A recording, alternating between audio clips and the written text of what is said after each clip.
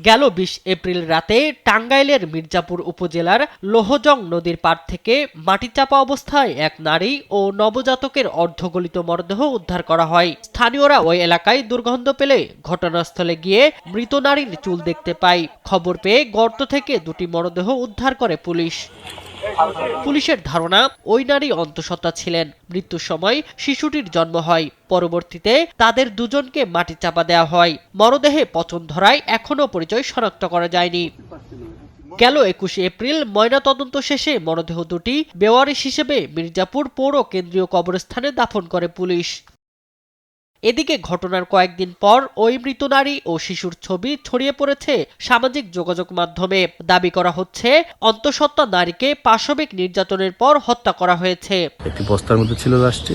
বস্তা খুলতে সাথে একটি নবজাতক শিশু, ছেলে শিশু দেখা যায়। তো বেওয়ারিশ হিসেবে লাশটি বর্তমানে মির্জাপুর কেন্দ্রীয় পৌর কবরস্থানে, তা পালপাড়ার পাশে, সেখানে দাফন করা হয়েছে। পুলিশ বলছে, ময়নাতদন্তের প্রতিবেদন পাওয়া গেলে হত্যার প্রকৃত কারণ জানা যাবে।